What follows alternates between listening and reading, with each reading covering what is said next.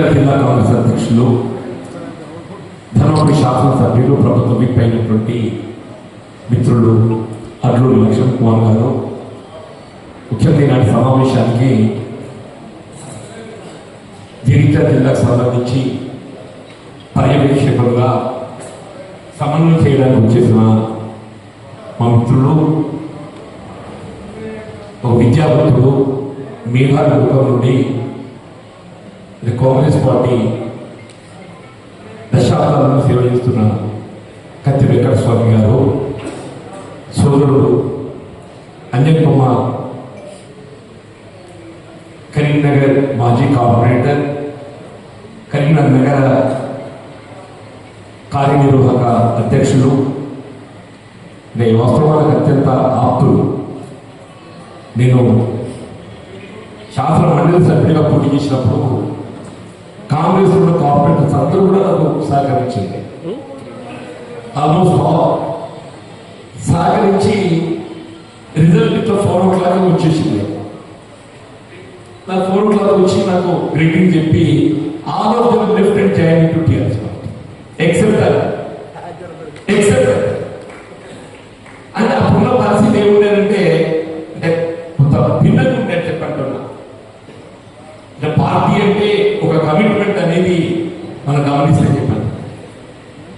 అట్లాగే మిత్రులు నరసింహరావు గారు జువాడి, కొడుకుల శాసనసభ నియోజకవర్గ ఇన్ఛార్జ్ పెద్ద రత్నాకరావు గారి తనయుడు, మా మిత్రులు కోమిరెడ్డి కరణ్, నాకు అత్యంత ఆప్తుడు మా కీర్తిశేషుడు కోమిరెడ్డి రావు గారి తనయుడు, అట్లాగే మిత్రులు సత్యం గారు, జువాడి కృష్ణారావు గారు, వేదికను అలంకరించున్నటువంటి వివిధ హోదాలు ఉన్న కాంగ్రెస్ నాయకులు, ముఖ్యంగా ఇంత సుదీర్ఘ సమావేశంలో పాల్గొంటున్నటువంటి జగిత్యాల జిల్లా సంబంధించిన ముఖ్య కాంగ్రెస్ కార్యకర్తలు, వివిధ హోదాలు ఉన్న ప్రజాప్రతినిధులు, పాత్రికేయ సోదరులు అందరికీ హృదయపూర్వకంగా నమస్కారం చెప్తూ, వాస్తవంగా మిత్రులు వెంకట స్వామి గారు ఇక్కడ ఉన్న పరిస్థితి చూస్తుంటే ఇది కేవలం కార్యకర్తలు ఉండేటువంటి ఆవేదన తప్ప పార్టీ పట్ల ఉన్నటువంటి విశ్వాసాన్ని నేను నిదర్శనంగా పెట్టుకుంటున్నాను. అనుభవంలో కడపలో ఎంత ఏదైతుందో అది బయట కాకపోతే వాళ్ళు కొంత ఉపశమనం లభిస్తుంది. మిత్రులందరూ కూడా ఏదైతుందో వాళ్ళు ఉన్నటువంటి ఆవేదన మీ ముందు ఏదైతుందో అసలు ప్రభుత్వం ఏం చెప్పారంటే అసలు దేశంలో కాంగ్రెస్ తప్ప ఇంకో ప్రభుత్వమే కాదు. అక్కడ కూడా రాజీవ్ గాంధీ గారు ఏదైతుందో ఈరోజు 1989 అయితే సింగిల్ లార్జెస్ట్ పార్టీ ఎమర్జ్ అయింది. సింగిల్ లార్జెస్ట్ పార్టీ ఎమర్జ్ అయింది. భారత రాష్ట్ర ప్రజలు పిలుపుకున్నాం ప్రభుత్వం ఏర్పాటు చేయడానికి. ఆయన కానీ నాకు భారత ప్రజానిక మీద సంపూర్ణ మద్దతు తెలుపలేదు కాబట్టి నేను ప్రభుత్వం ఏర్పాటు చేయడానికి నైతిక హక్కు లేదు అని చెప్పని ప్రతిపక్షం ఈ ప్రిఫర్డ్ స్థితి నా అవసరం. రాహుల్ గాంధీ గారు ఏదైతుందో 40 స్థానాలు కదా 100 స్థానాలు చేరుకుంటే ఎట్లా చేరుకుంటే ఆయనకు ఉండే నైతిక విలువలు, నిజాయితీ, నిజాయితీ చెప్పడం మేము ఆయన చెప్పిన భారతదేశంలో జాతరలో ఏదైతుందో 100 స్థానాలు చేరుకుంటే 20 అంటే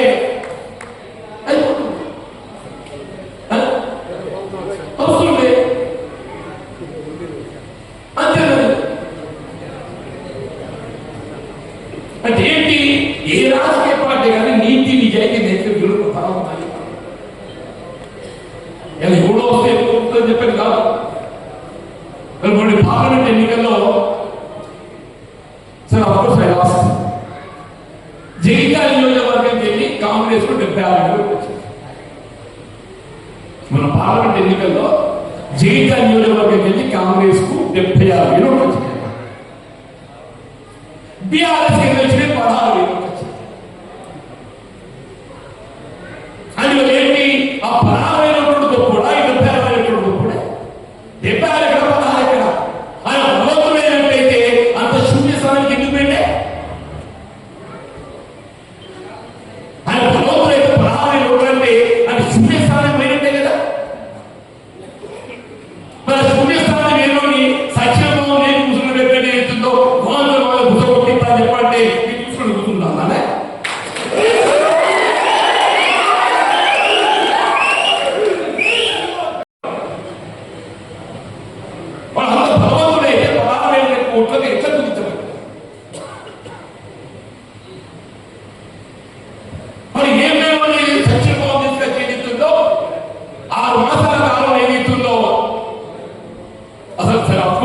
వస్తుంది కానీ నేను ఎమ్మెల్యే కాదు నేను ఎన్నికలు గెలవడానికి కూడా పరిస్థితి కూడా అనుకూలించాను.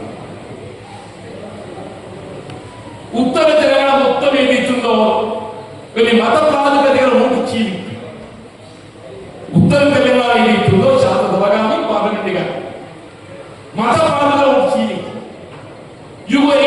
ఎక్సెప్ట్ సింగరేణి కాలనీ ఏరియా మొత్తం అన్ని స్థానాలలో కూడా ఏదైతున్నదో ఆయన బీఆర్ఎస్ ఆ బీజేపీ గెలిచింది, కాంగ్రెస్ మనం ఎందుకు వీళ్ళ కోరుకుంటుండే వాళ్ళకి ఏమేమి బీజేపీ థ్రెట్ లెక్క కనబడదు, బీజేపీ థ్రెట్ లెక్క కనబడదు. అరే వీళ్ళు గెలిచినట్టున్నారు ఆ పిల్లలకి గెలిస్తే వీడిగా మొత్తం కథ ఓట్లు నాశనం అయితే మళ్ళా ఎందుకు వస్తుంది.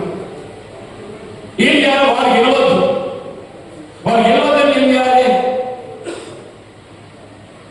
ఇక ముస్లిం ఓట్లు అంటే ఏదైతుందో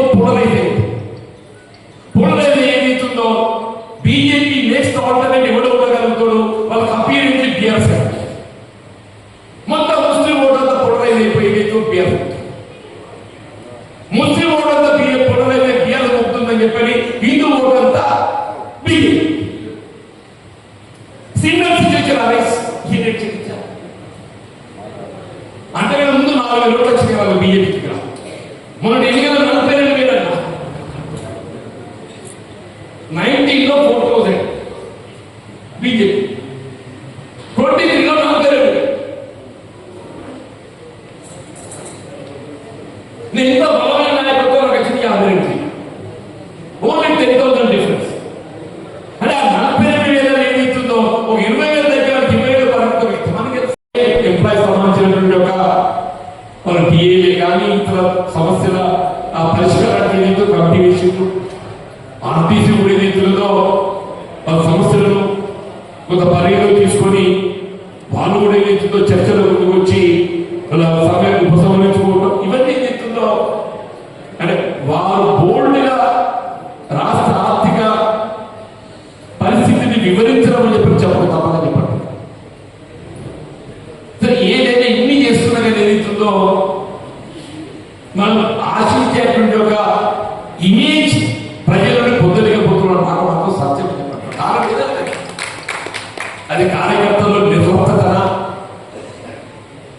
లేక ప్రభుత్వానికి పార్టీకి సమన్వయం లోపిస్తుందా, ఇలా పార్టీకి ప్రభుత్వానికి ఏదైతుందో ఆ సమన్వయం జోడించడానికి ఇలా ప్రదేశ్ కాంగ్రెస్ ఇలా మిత్రులు వెంకటస్వామి గారికి ఒక అనుభవం ఏదైతుందో మన సమన్వయం కర్తగా వీళ్ళు వివరాలు ఏదైతుందో తెలియచేయాలి.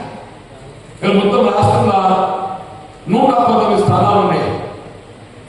119లో 65 బహుశా ఎమ్మెల్యేలు గెలిచిందని ఒక సిపి అంతేనా, 65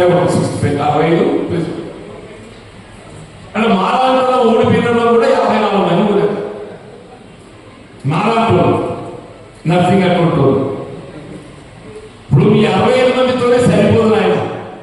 రేపు స్థానిక సంస్థలు గెలవాలన్నా 119 గెలవాలి, మళ్ళీ రాష్ట్ర ప్రభుత్వం ఏర్పడాలన్నా 119 మెజార్టీ రావాలి, జాతీయ స్థాయి రాహుల్ గాంధీ గారు ప్రధానమంత్రి కావాలన్నా కానీ ఈ 119 మీరు మీకు మీరు ఏదైతుందో స్వతంత్రత ఉన్నదండి, అధికారం మీ చేతుల్లో ఉన్నది. మీ 60 నియోజకవర్గాలు ఏదైతుందో మీ ప్రయత్నం మీరు చేస్తుందో, కార్యకర్తలు ఏదైతుందో ఏ విధంగా వాళ్ళు సమన్వయం చేసుకుంటూ మీ పని చేస్తుంది. కానీ మహారాష్ట్రలో పరిస్థితి మమ్మల్ని కూడా చూడాలి కదా. ఈ 54 మందిలో మీరు మొన్న గెలిచి ఎవరు గెలిచి నేను గెలిచినాం. అవుట్ ఆఫ్ ది 65 అదిలో 35 మంది గత ఎన్నికలు ఓడిపోయిన గెలిచింది. ఈ 65 మందిలో గెలిచిన ఉన్నారు కదా, 30 మంది ఓడిపోయిన గెలిచింది.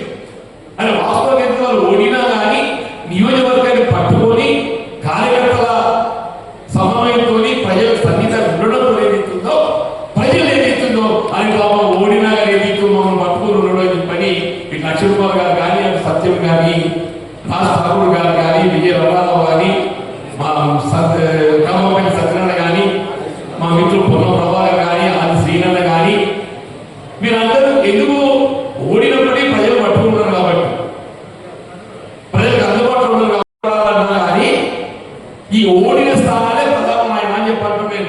మీ మెజారిటీ గెలిస్తేనే మనకి అధికారం వస్తుంది.